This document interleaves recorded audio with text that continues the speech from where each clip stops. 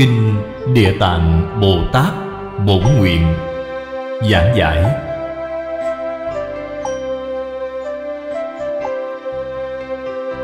Chủ giảng Lão Pháp Sư Tịnh Không. Giảng tại Tịnh Tông Học hội Singapore. Thời gian tháng 5 năm 1998. Tập 5. Xin mời mở quyển kinh ra. Trang thứ nhất: Như thị ngã văn. Nhất thời Phật tại Đao Lợi Thiên vị mẫu thuyết pháp. Ở đoạn này chúng ta nói đến nhất thời. Nhất thời về ý nghĩa vẫn cần phải bổ sung thêm một chút. Có hai cách nói về thời gian ở trong Phật Pháp. Cách nói thứ nhất là sát na tế. Phật nói sát na tế chính là thực thời, nghĩa là chân thật. Cũng chính là nói chân tướng của thời gian. Một danh từ khác gọi là Tam Ma Gia. Ý nghĩa của Tam Ma Gia là trường thời, chính là tướng tương tục mà chúng ta thường hay nói. Các vị xem Kinh Kim Cang đã nói như lộ diệt như điện. Như lộ, lộ là hạt xương. Chúng ta hiểu thời gian của hạt xương cũng rất ngắn ngủi. Hạt xương rơi xuống vào buổi sáng tinh mơ. Khi mặt trời mọc thì nó liền bốc hơi. Dùng sự việc này để thí dụ cho trường thời, để thí dụ tướng tương tục. Dùng ánh chớp, dùng ánh chớp để thí dụ cho thời gian chân thật. Thời gian chân thật thì trong Kinh Hoa Nghiêm Thập Định Phẩm nó là sát na tế. Đây mới là chân thật. Chúng ta rất khó thể hội được quan niệm sát na tế. Hiện nay khoa học phát triển, dùng dụng cụ khoa học để quan sát. Chúng ta có thể thể hội được một chút. Hơn nữa, thực tại mà nói, sát na tế chính là hầu hết trên kinh thường nói sanh diệt đồng thời. Bởi vì thời gian sanh diệt của nó quá ngắn.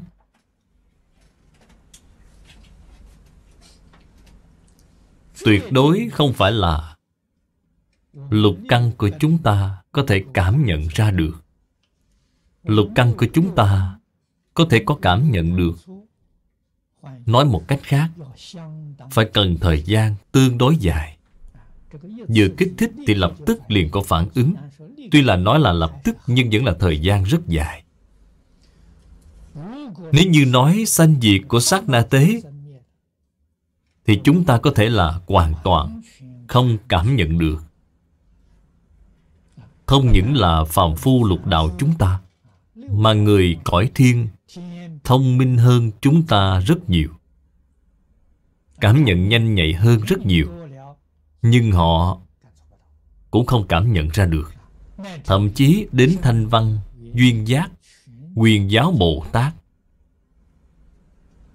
Phật ở trên kinh nói với chúng ta, Bát Địa Bồ Tát mới có thể nhìn thấy được A Lại Gia. A Lại Gia chính là sát na tế. Phải đến Bát Địa thì định công mới đủ sâu, thì mới có thể cảm nhận được sát na sanh diệt.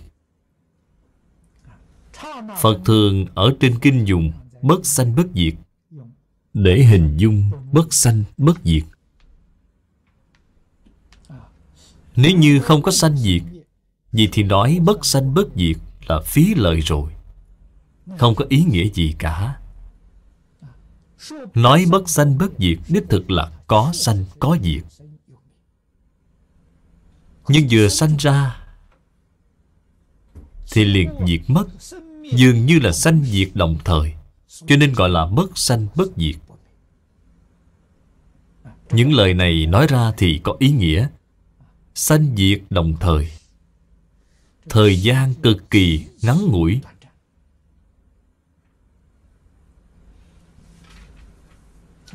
Thời gian ngắn ngủi này, nói lời thành thật, thì khoa học kỹ thuật hiện tại tuyệt đối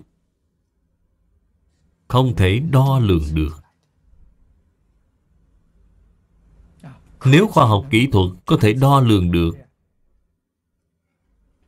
thì thời gian nhất định là rất dài.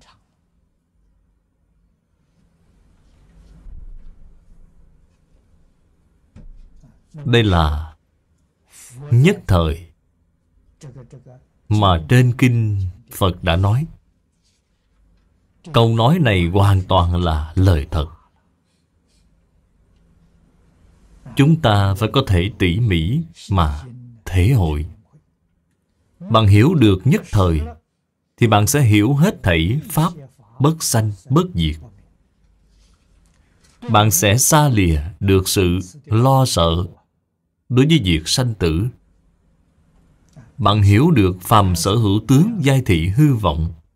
Tướng của hư vọng là bất sanh bất diệt. Đây mới là chân tướng. Chúng ta nhìn không thấy. Bồ Tát từ Bát Địa trở lên thì mới nhìn thấy được. Nhất thời ở chỗ này, nếu như áp dụng trên thực tướng thì chính là lúc cơ duyên Thích Ca Mâu Ni Phật giảng kinh đã thành thục. Đây gọi là nhất thời.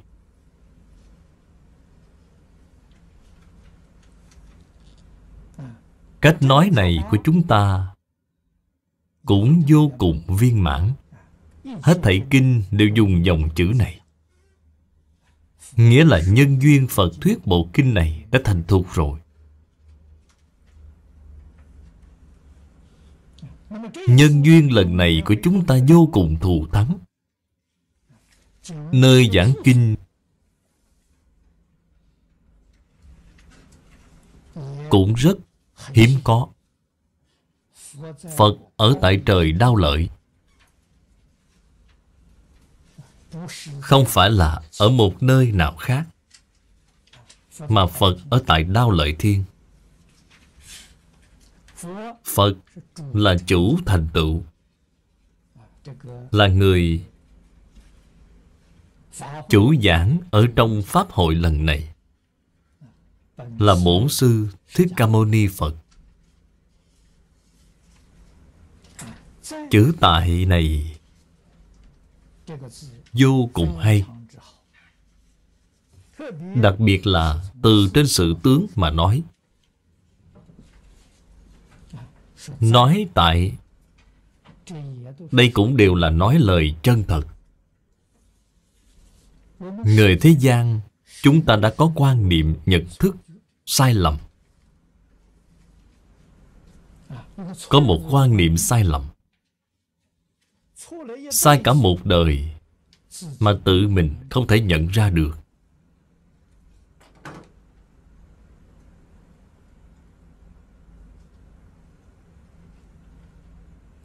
Chúng tôi lấy một thí dụ hết sức đơn giản để nói. Buổi sáng thức dậy rửa mặt, mặt có cần rửa hay không? Các vị nói xem mặt có cần rửa không? Rửa mặt thì sai rồi, mà phải là rửa đi những bụi bẩn trên gương mặt. Đó không phải là rửa mặt. Giặt đồ, quần áo có cần phải giặt hay không? Cũng chỉ là giặt đi những bụi bẩn bám trên quần áo. Cái gì tỉ mỉ mà suy nghĩ xem, chúng ta đã có biết bao nhiêu quan niệm sai lầm rồi. Lúc học ở trên lớp, lên lau bảng, Bảng có cần lau hay không? Đó là lau đi những bụi phấn ở trên bảng mà thôi. Làm gì có lau bảng chứ? Bảng mà lau đi thì bảng cũng phải không còn nữa. Vậy thì mới gọi là lau bảng chứ. Vậy thì bạn hiểu được trong cuộc sống thường ngày, các vị tỉ mỉ mà suy nghĩ, đã có biết bao nhiêu quan niệm sai lầm. Đã sai một cách quá mức rồi. Mọi người đều đã sai, nên xem nó là đúng. Phật nói lời thành thật cho chúng ta nghe, nhưng chúng ta thì cảm thấy nó là lạ làm sao. Chữ tại này là nói thật. Nếu nói trụ thì đó là giả. Bạn trụ làm sao được? Hôm nay bạn dọn đến chỗ này, ngày mai dọn sang chỗ kia, làm gì mà trụ được chứ? Nói thân thể này hiện tại đang ở tại đó thì mới đúng. Cho nên Phật tại. Chúng ta thực tại nói cũng là tại. Hiện tại đang ở Singapore. Hiện tại tại Tịnh Tông học hội.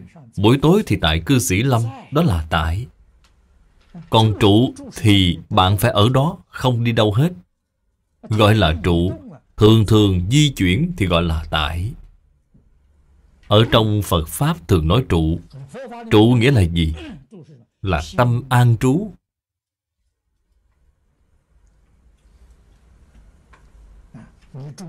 Cung điện lầu cát mà bạn trú ngụ. Phật ở chỗ này nói cung điện lầu cát là từ bi. Tâm an trú ở trong từ bi. Tâm an trú trong chánh giác. Cái này gọi là trụ. Vĩnh viễn không rời khỏi thì gọi là trụ. Thân là thường xuyên động nên gọi là tại. Cho nên từ trên sự tướng mà nói tại. Phật lần này ở tại đâu? Tại Đao Lợi Thiên. Tầng trời thứ hai của dục giới.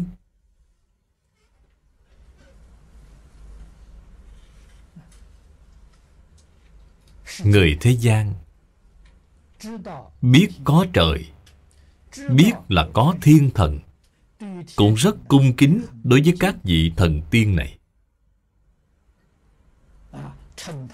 Tôn xưng họ là Thượng Đế. Người Trung Quốc thì gọi họ là Ngọc Hoàng Đại Đế. Đại khái đều là nói vị chủ của Đao Lợi Thiên. Nhưng họ không biết ngoài trời vẫn còn có trời. Phật nói với chúng ta, thế giới ta bà có 28 tầng trời.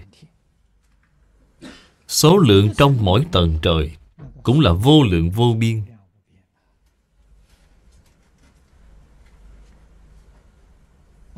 Từ dưới lên có đến 28 tầng.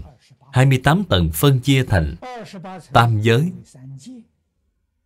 dục giới, sắc giới, vô sắc giới. Dục giới thì vẫn còn cái dục của việc ăn uống và nam nữ. Việc này vẫn chưa đoạn. Nhưng mà càng lên cao thì những việc đó càng mờ nhạt. Đến sắc giới thì cái dục này không còn nữa. Chúng ta thường nói tài sắc danh thực thùy. Thì người của trời sắc giới hết thảy đều không có. Người của trời sắc giới không cần ăn uống, cũng không cần ngủ nghỉ, luôn luôn tỉnh táo. Không cần ăn uống, thiền duyệt vi thực. Cho nên họ không cần ăn. Nhưng mà họ vẫn còn sắc thân, sắc tướng. Đến vô sắc giới thì đây là phàm phu bậc cao nhất ở trong lục đạo. Họ ngay cả thân thể này cũng không cần đến.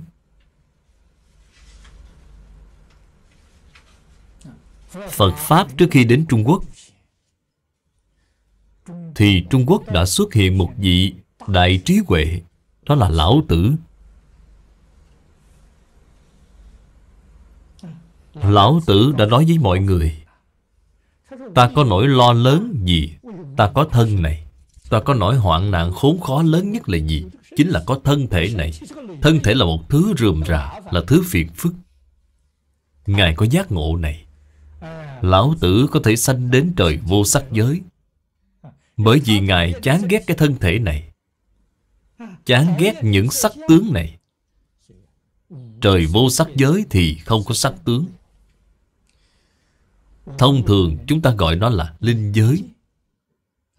Đại khái chính là nói cõi trời vô sắc giới. Ở nơi đó là tự tại nhất, ngay cả sắc tướng cũng không có. Đây là phân chia lớn, phân chia thành tam giới. Tam giới có 28 tầng trời. Đây là một phạm vi giáo hóa của Thích Ca Mâu Ni Phật. Lớn đến như vậy. Thích Ca Mâu Ni Phật có sanh tử hay không? Xin nói với các vị là không có. Ngài là ứng hóa. Ngài xuất hiện tại thế gian này của chúng ta là dùng ứng hóa thân để xuất hiện. Chúng ta nhìn thấy Ngài có sanh có diệt. Thực sự Ngài diệt rồi thì lại đến một tinh cầu khác, đến một địa phương khác, lại xuất hiện để giáo hóa chúng sanh.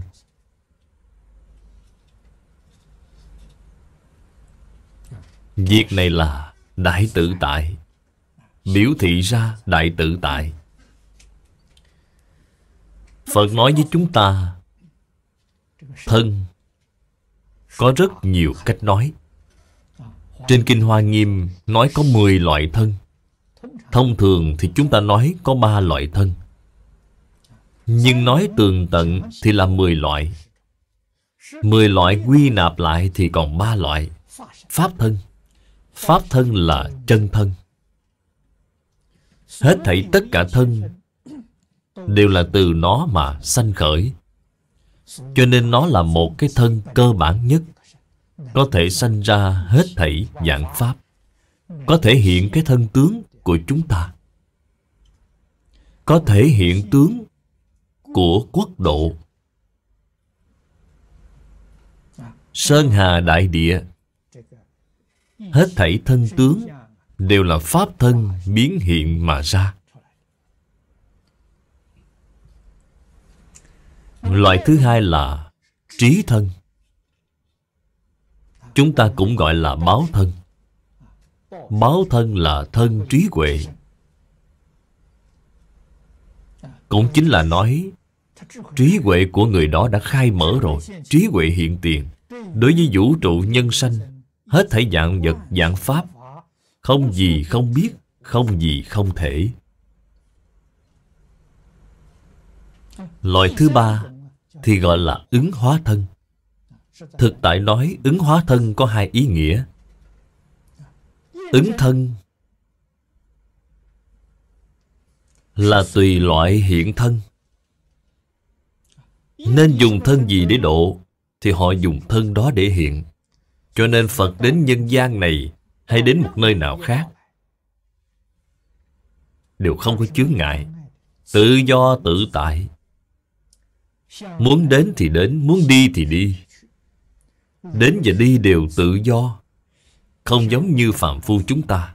Phàm phu chúng ta là nghiệp báo thân, không tự do một chút nào, hoàn toàn bị khống chế bởi nghiệp lực.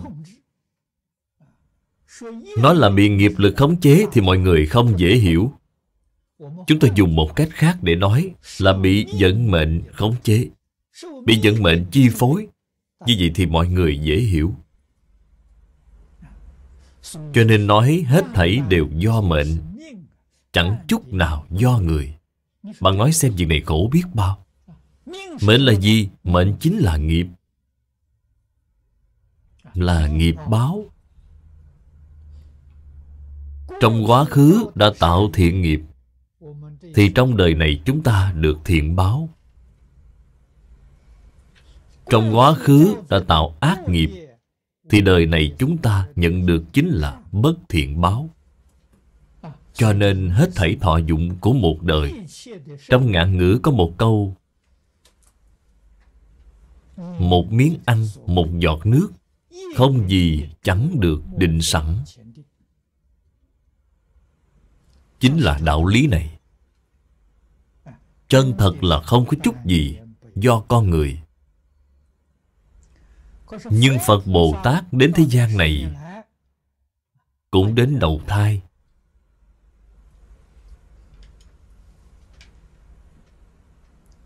Cũng thị hiện việc chết đi. Những sự sanh tử của các ngài là tự tại, không phải là do nghiệp lực, mà là nguyện lực. Ở thế gian này, muốn trải qua đời sống như thế nào thì sẽ sống như thế đó.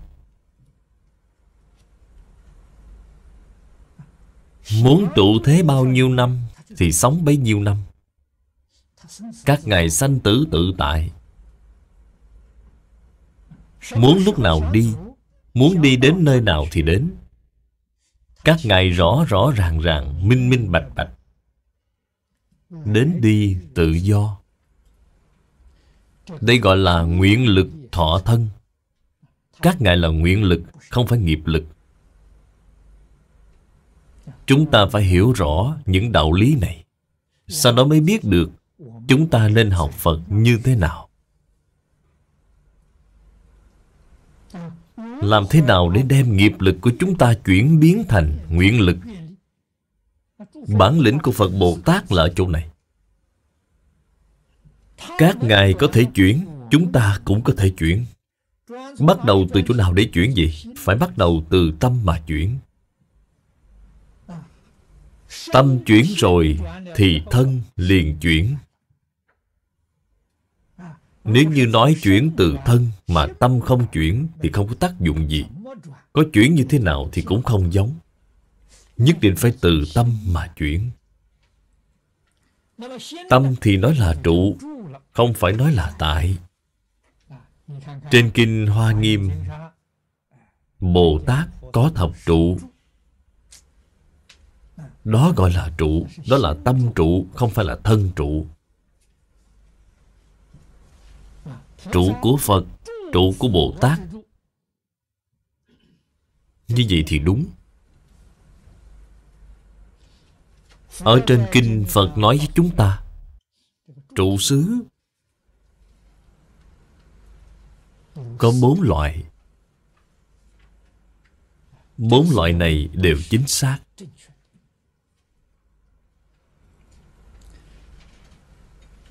Hai loại trước vẫn còn nằm trong lục đạo, chưa ra khỏi lục đạo, gọi là thiên trụ. Thiên trụ chính là bạn vào đời sau nhất định có thể sanh vào trời dục giới. Trời dục giới có 6 tầng trời. Sau này chúng tôi sẽ giới thiệu một cách đơn giản cho các vị dễ hiểu. Thiên trụ chính là tâm an trụ trong thập thiện nghiệp đạo.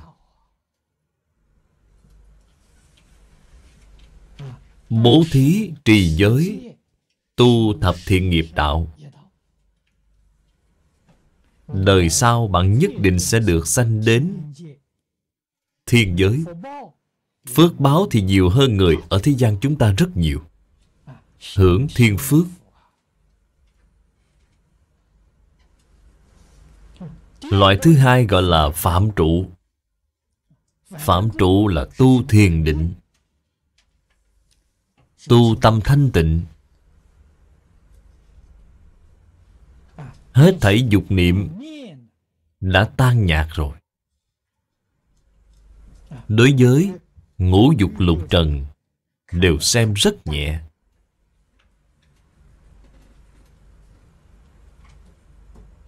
Trong tâm thì tràn đầy từ bi hỷ xả. Từ là đem niềm vui đến cho người, khiến người vui vẻ, giúp người được vui. Bi là bạc trừ cái khổ cho người. Chúng sanh có khổ nạn, giúp đỡ họ giải quyết khổ nạn này. Hỷ là nhìn thấy người khác được phước, được lợi ích. Tuyệt đối không có tâm đố kỵ, mà phải sanh tâm hoan hỷ. Xả là vạn duyên, có thể buông bỏ được. Tâm thường an trú trong từ bi hỷ xả thì sẽ sanh lên trời sắc giới. Việc này trú ở trong tam giới được xem là chính đáng. Nhưng con người chúng ta hiện nay không như vậy. Con người hiện tại tâm an trú ở đâu? Tâm an trú ở trong tham sân si mạng. Việc này thì quá nguy rồi. An trú ở trong tham sân si mạng, an trú ở trong sát đạo dâm vọng, thì quả báo là ở tam độ. Cho nên họ không phải là thiên trụ, không phải là phạm trụ, mà là quỷ trụ, địa ngục trụ, súc sanh trụ. Họ làm những việc này. Chúng ta đối với những lý và sự này rõ rõ ràng ràng, minh minh bạch bạch. Phải biết được tâm nên an trú ở đâu, tương lai sẽ sanh ra hậu quả gì. Nó thật rất đáng sợ. Loại thứ ba là thánh trụ. Thánh trụ chính là trụ ở trong tâm Bồ Đề. Bậc thánh có tiểu thừa Thanh Văn Duyên Giác Bồ Tát.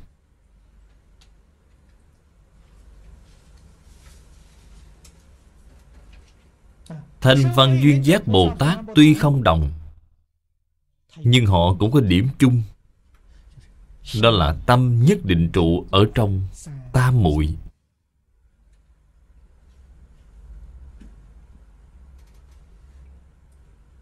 Đây là điểm chung.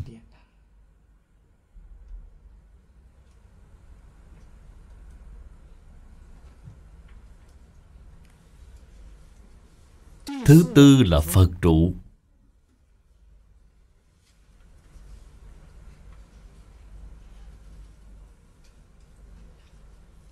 Trụ ở trong Phật sở trụ. Quả nhiên nhập vào cảnh giới này, bạn là ở địa vị thập trụ Bồ Tát.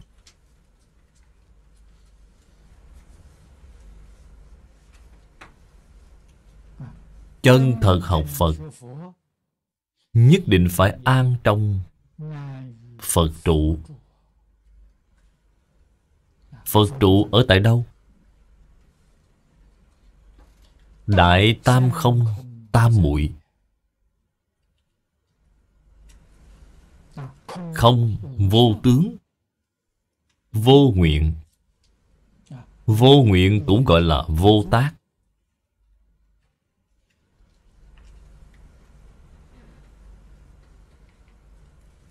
Nếu như áp dụng vào trong Tịnh Tông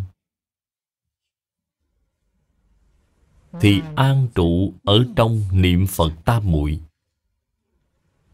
Những cảnh giới khác rộng sâu vô bờ mé, chúng ta rất khó thể hội. Không bằng y chiếu theo giáo huấn của Phật, chúng ta đem tâm an trú ở trong niệm Phật tam muội. Việc này tương đối dễ học.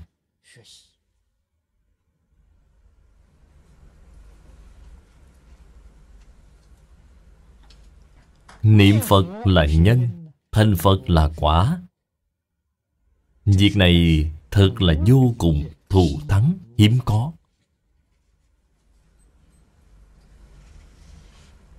Trên đây là nói về ý nghĩa của hai chữ tại và trụ. Hôm nay Phật tại Đao Lợi Thiên. Tại Đao Lợi Thiên làm gì? Vị mẫu thuyết pháp.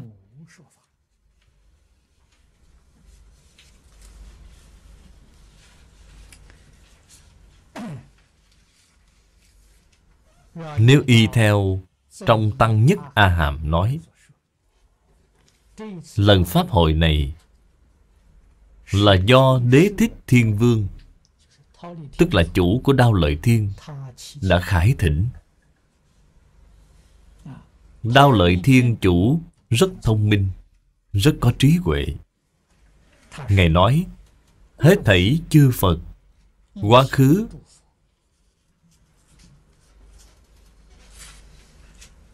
đều đã từng đến trời Đao Lợi để vì mẹ mà thuyết pháp.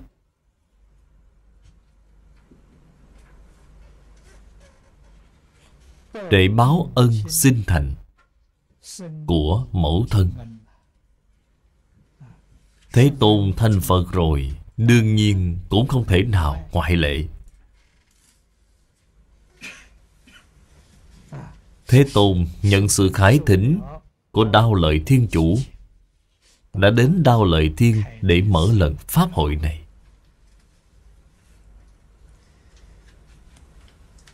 Nhân duyên này rất sâu, câu chuyện cũng rất dài. Kể chuyện thì sẽ lơ là đi việc giảng kinh, cho nên chúng tôi đã đem câu chuyện này lược bớt đi. Nhưng cũng không thể không biết.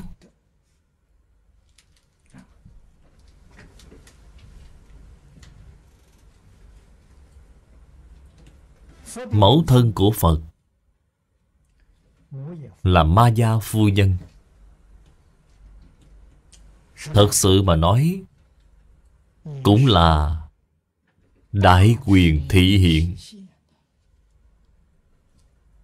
đều là Phật Bồ Tát tái lai. Mỗi một người ở trên nhân địa phát nguyện không như nhau. Phu nhân phát nguyện sẵn lòng đời đời kiếp kiếp làm thân phận nữ nhân, muốn làm mẫu thân của Phật. Phu nhân đã phát nguyện này. Bởi vì con trai của phu nhân là Phật, nên người mẹ này phước báo rất lớn. Việc này đều là biểu diễn ra, một tấm gương cho chúng ta xem. Phước báo lớn nhất hoàn toàn là y theo phước mà sanh đến Đao Lợi Thiên. Nhưng từ Dạ Ma Thiên trở lên thì không được rồi. Các vị xem, trong nhà Phật gọi là Phật sự siêu độ, thì Lương Hoàng Xám là vô cùng thù thắng. Lương Hoàng là Lương Võ Đế. Lương Võ Đế khải thỉnh Bảo Chí Công làm Phật sự siêu độ cho phu nhân của mình, cho nên gọi là Lương Hoàng Xám. Lương Hoàng là Lương Võ Đế. Phi tử của ông khi còn sống đã tạo ác nghiệp và đọa vào ác đạo. Bảo Chí Công là một cao tăng đắc đạo. Bảo Chí Công là ai? Là Quan Thế Âm Bồ Tát hóa thân. Bạn xem còn gì bằng. Quan Thế Âm Bồ Tát đích thân chủ trì pháp hội này, chủ trì Phật sự siêu độ này. Nhưng cũng chỉ có thể siêu độ được phi tử của mình lên đến Đao Lợi Thiên. Cái gì phải biết được, chư Phật Như Lai siêu độ cũng chỉ có thể siêu độ được đến Đao Lợi Thiên. Muốn lên cao hơn nữa thì tự mình phải có công phu tu hành. Không có công phu tu hành thì không được rồi. Hiểu rõ được chân tướng sự thật này, thì những năm còn lại trong cuộc đời phải nên chăm chỉ tu hành. Bạn không tu hành mà chỉ nhờ vào người khác, dù người đó có bản lĩnh như thế nào đi nữa, cũng chẳng qua chỉ độ được đến Đao Lợi Thiên mà thôi. Nếu như là phàm phu đến để chủ trì Phật sự siêu độ, thì hiệu quả càng nhỏ bé hơn rất nhiều. Chỉ có thể nói là làm thì tốt hơn là không làm. Còn hiệu quả như thế nào thì rất khó nói. Ngày nay bạn đi đâu để tìm ra một vị cao tăng đắc đạo chân chánh? Đi đâu tìm Phật Bồ Tát tái lai đây? Cho nên phải hiểu đạo lý này. Sau đó chúng ta tự mình mới chân thật nắm chắc lấy thời gian. Một tấc thời gian, một tấc mạng sống, phải chăm chỉ nỗ lực. Làm mẹ của Phật thì phước báo lớn đến như vậy, mà cũng chỉ là sanh đến trời Đao Lợi. Từ trời đao lợi trở lên, cần phải có định công, cần phải có tâm thanh tịnh. Tâm thanh tịnh thành tựu được công đức chân thật. Công đức đó ít, mỏng manh. Dục vẫn chưa đoạn. Ý niệm về dục vẫn chưa đoạn, thì sanh 4 tầng trời đầu tiên trong dục giới. Nhà Phật thì nói là vị đáo định, nghĩa là bạn tu định chưa đạt, nhưng mà có tu.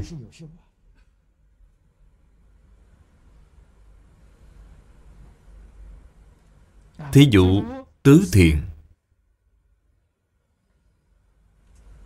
Để tứ thiền, nếu công phu thiền định được 100 điểm thì mới có thể đến được đệ tứ thiền. Đệ tam thiền phải được 90 điểm, nhị thiền phải được 80 điểm, sơ thiền phải được 70 điểm. Công phu của bạn là từ 60 điểm trở xuống. Cho nên sắc giới thì bạn không có phần. Nhưng mà bạn có tu, công phu thiền định của bạn có thể đạt được 60 điểm, 50 điểm, 40 điểm. Bạn có công phu này, bạn không phải là không điểm. Bạn hoàn toàn không có tu, bạn chuyên tu phước, tu bố thí, tu trì giới, tu thập thiện nghiệp đạo, không có định công, chưa có xả bỏ được ý niệm dục tình. Bạn có thể sanh đến tứ dương thiên hoặc là đao lợi thiên. Có một chút định công, tâm địa có một chút thanh tịnh, mới có thể sanh được đến dạ ma. Đầu xuất tha hóa thiên, tha hóa tự tại thiên. Phước báo trên các tầng trời thì càng lên càng lớn, càng lên cao thì thọ mạng càng dài. Chân thật là hưởng phước vô tận.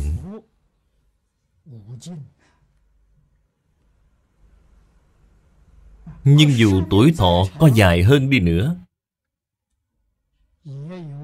cũng có lúc báo tận, cũng chính là có lúc sẽ hưởng hết. Sau khi hưởng hết rồi thì phải tùy nghiệp mà lưu chuyển.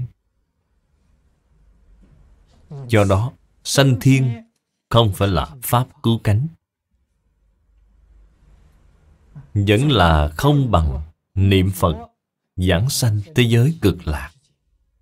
Sanh đến thế giới cực lạc là vô lượng thọ. Hay nói cách khác, vĩnh viễn bất sanh bất tử.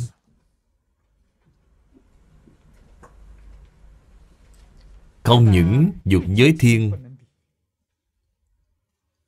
không thể sánh bằng, mà sắc giới và vô sắc giới thiên cũng không thể sánh bằng. Cho nên hết thảy chư Phật đều tán thán A-di-đà Phật, tán thán thế giới cực lạc. Đạo lý là ở chỗ này.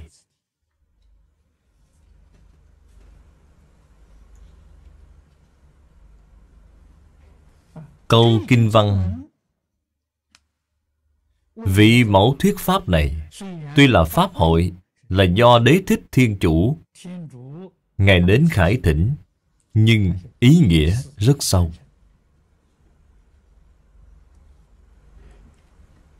Thứ nhất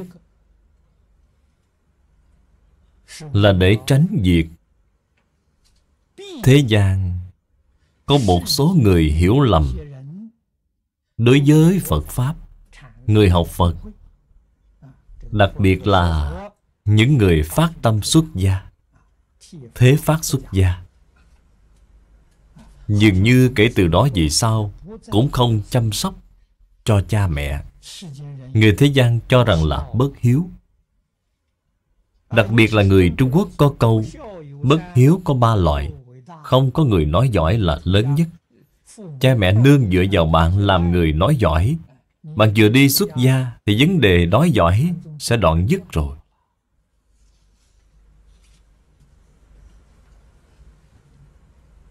Làm sao để không có lỗi? đối với cha mẹ, tổ tiên.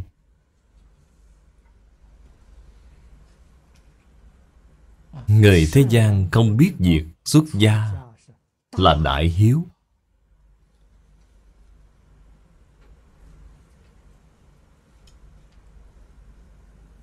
Đây là ý nghĩa thứ nhất. Ý nghĩa thứ hai cũng là làm ra một tấm gương cho tứ chúng đệ tử học tập.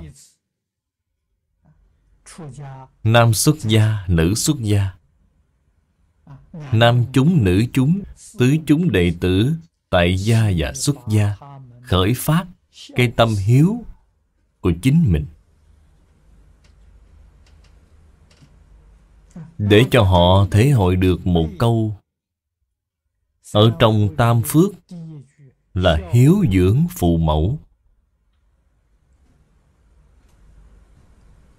Trong nhà Phật, mặc dù đi xuất gia, nhưng cũng không thể ngay cả cha mẹ cũng không chăm lo. Đây là không có đạo lý. Nhưng mà hình thức hiếu dưỡng thì không như nhau. Chăm chỉ tu trì, y chiếu phụng hành theo những lời Phật dạy, lấy công đức này hồi hướng cho cha mẹ. Cha mẹ có thể được chư Phật hộ trì, thiện thần bảo hộ. Đây chân thật mới là hiếu. Người thế gian hiếu thuận cha mẹ thì thuê vài người làm để chăm sóc cho cha mẹ. Còn đệ tử Phật thì khiến Thiên Long Thiện Thần đến chăm lo cho cha mẹ mình. Như vậy sẽ còn chu đáo hơn việc bạn thuê người khác đến chăm sóc rất nhiều. Nhưng nếu như bản thân bạn không có tu trì, Thiên Long Thiện Thần không bảo hộ bạn, còn xem thường bạn, bạn chân thật tu hành, có đạo có đức, cảm động Thiên Long Thiện Thần tự nhiên sẽ đi chăm sóc. Không cần bạn phải cầu họ, cũng không cần bạn phải thông báo với họ, tự nhiên họ sẽ đến chăm sóc. Vì sao vậy? Vì tôn kính bạn, tôn kính cha mẹ của bạn, cho nên mới có tấm lòng này.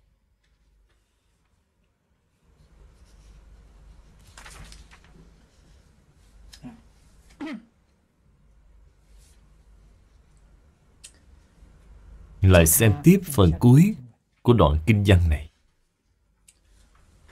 Nhĩ thời, thập phương vô lượng thế giới, bất khả thuyết, bất khả thuyết, nhất thiết chư Phật, cập Đại Bồ Tát Ma Ha Tát, Giai Lai tập hội.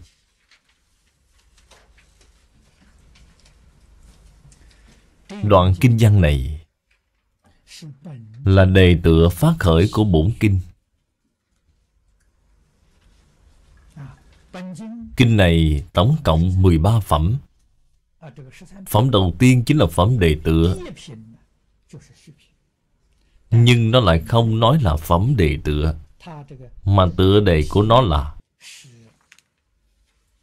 Đao Lợi Thiên Cung Phẩm. Trên thực tế, phẩm này là phần lời tựa của kinh.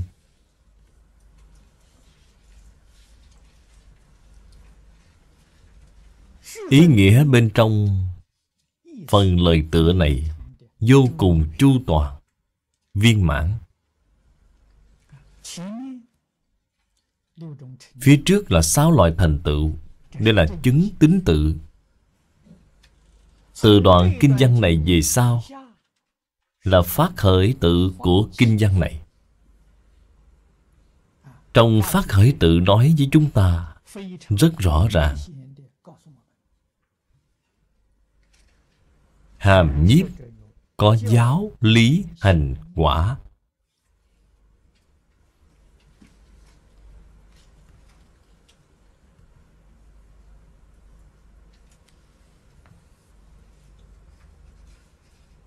Trong khoa chú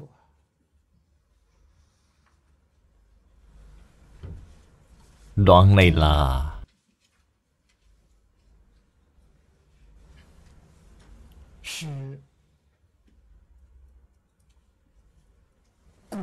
quả nhân tập tán. Những chỗ này chúng ta phải đặc biệt chú ý. Phải biết học tập như thế nào. Phật thuyết Pháp trước tiên đem quả báo mở bày ra cho mọi người xem. Y theo quả báo này mà sanh khởi tín tâm. Sau đó lại giải thích cho bạn quả báo hình thành như thế nào. Lại nói nhân với bạn, thì bạn sẽ chăm chỉ lắng nghe. Bạn rất muốn biết nó. Đây là thiện xảo phương tiện khi thuyết Pháp. Chúng ta phải hiểu. Cho nên nói quả nhân, Ngài không nói nhân quả. Vừa mới bắt đầu đã mở bày ra điều gì? Bảo bạn xem những nhân vật tham gia đại hội. Đây là quả. Đây là người. Người là quả người. Là do quả đức của Ngài đã cảm động nhiều người như vậy, cùng đến tham gia Pháp hội. Trước khi Phật giảng kinh đã hiện tướng lành, hiện ra chủng chủng các loại quang minh. Cái tướng lành này là lý.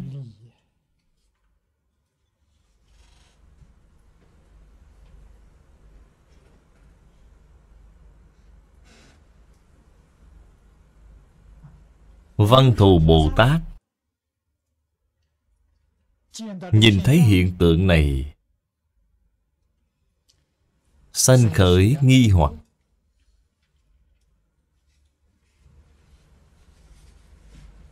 Đây là biểu hành. Thế Tôn và Bồ Tát, một người hỏi, một người đáp. Văn Thù hỏi, Thế Tôn giải đáp cho Ngài. Đây là giáo. Cho nên trong phần đề tựa, chúng ta nhìn thấy có giáo, lý, hành, quả. Lần tụ hội này là quả báo. Giống như Kinh Hoa Nghiêm vừa mở đầu. Bạn xem, giảng nói về sự y chánh trang nghiêm của Tỳ Lô Giá Na Phật. Quả báo được bày ra để cho bạn xem.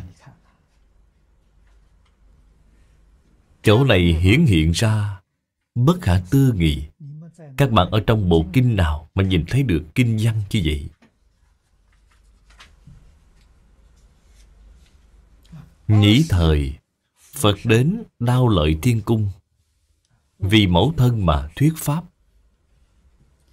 Thập phương vô lượng thế giới, bất khả thuyết, nhất thiết chư Phật. Các bạn ở trên kinh nào nhìn thấy được khi Phật giảng kinh mà hết thảy chư Phật đến nghe hay chưa? Chưa từng thấy qua. Cảnh tượng này thật quá sức tưởng tượng. Kinh Hoa Nghiêm cũng không có cảnh tượng như vậy. Kinh Vô Lượng Thọ cũng không có cảnh tượng như vậy.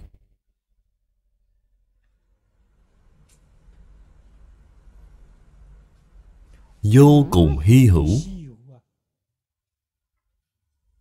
không thể xem qua một cách hàm hồ qua loa được.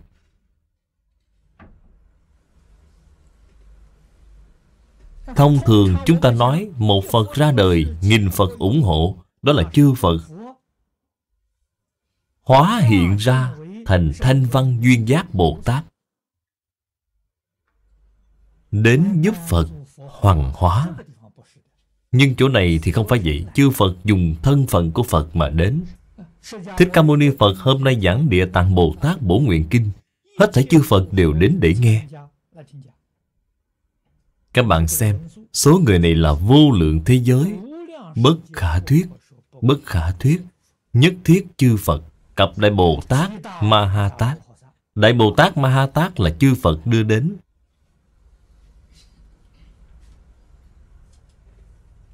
là theo chư Phật mà đến, cùng đi với Phật mà đến. Không thể kể, không thể nói số lượng chư Phật, thì số lượng Bồ Tát càng nhiều hơn. Giai lai cập hội là cùng đến dự hội. Đoạn kinh này quyết định không thể nào xem qua một cách sơ sài, qua loa được. Bạn phải tỉ mỉ mà suy nghĩ. Thế Tôn cả đời 49 năm đã giảng hơn 300 hội, không có hội nào thù thắng như vậy.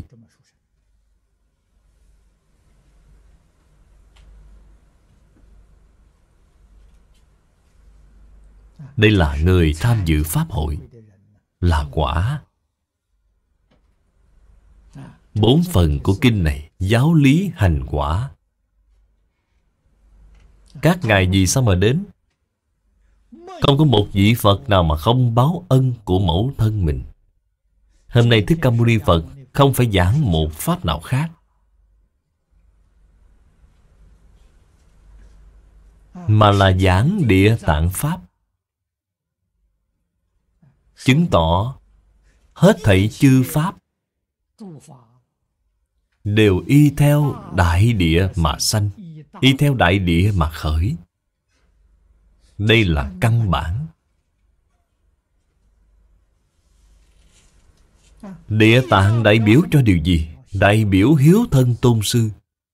Cho nên thuyết pháp hiếu thân tôn sư thì hết thảy chư Phật nhất định tự mình sẽ đến tham gia. Chư Phật đến để ảnh hưởng chúng.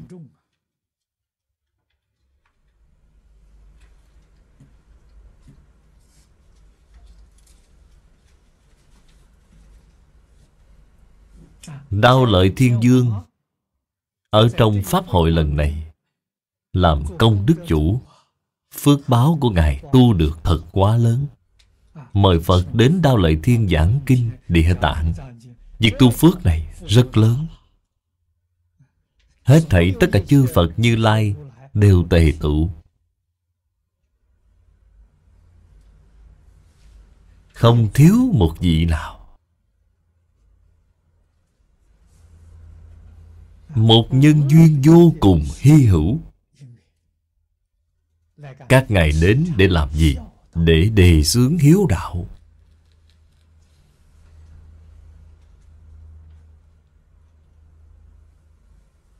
Vừa gặp mặt Phật liền tán thán Thích Ca Mâu Ni Phật. Việc tán thán này ý nghĩa cũng viên mãn đến cùng cực.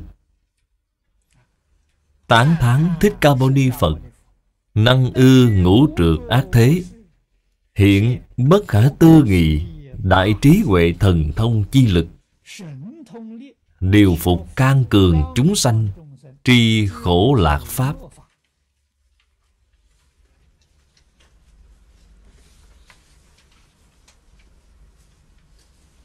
Những lời này không dễ gì nói ra. Nếu không phải là chư Phật Như Lai chính mình tuyên thuyết, thì các vị Bồ Tát cũng không thể nói ra được. Vì sao vậy? Họ không nhập cảnh giới này thì sao họ có thể nói ra được chứ?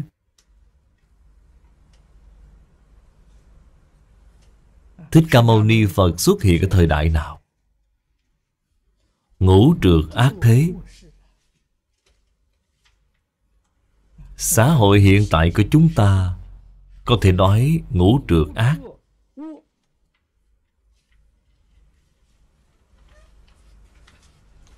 Dường như là phàm phu ngu muội vô tri nhất cũng đều có thể cảm nhận được.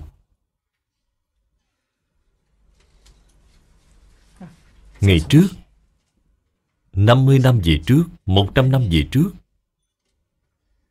Loại hiện tượng ngũ trược ác thế này là người có trí huệ cao độ thì mới có thể cảm nhận được. Người bình thường cảm nhận không được. Thế gian rất tốt cũng không tệ, cuộc sống của tôi rất vui vẻ. Họ không cảm nhận được sự trược ác. Trược là sự ô nhiễm.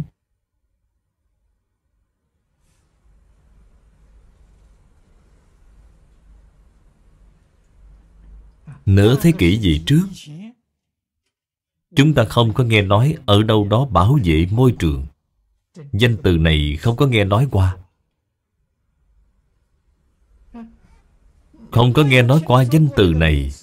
Hay nói cách khác, sự ô nhiễm đối với môi trường vẫn có thể nhẫn chịu được. Đến khi có đề xuất bảo vệ môi trường, hay nói cách khác là sự ô nhiễm môi trường, đã khiến con người cảm thấy khó chịu. Cả thế giới, mỗi một chính phủ đều đang đề xướng. Nói cách khác, sự trược ác này đã đến mức độ tương đối nghiêm trọng rồi.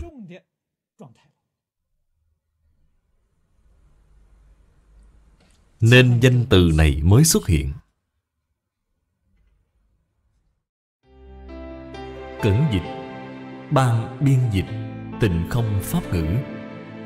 Địa chỉ email vọng tây cư sĩ amos@gmail.com. Người đọc Hạnh Quang. Nguyện đem công đức này hồi hướng đến hương linh nhà giáo cụ Phan Thế Phả. Kính nguyện hương linh nương nhờ Phật lực, tội diệt phước sanh, tóc xả mê đồ, tảo đăng Phật quốc. Nguyện cả thảy chúng sanh đều tín niệm Di Đà, đồng cầu sanh về nước Cực Lạc. Nguyện đem công đức này trang nghiêm Phật Tịnh Độ, trên đền 4 ơn nặng, dưới cứu khổ 3 đường. Nếu có ai thấy nghe, đều phát tâm Bồ Đề, hết một báo thân này, đồng sanh về nước Cực Lạc. Nam Mô A Di Đà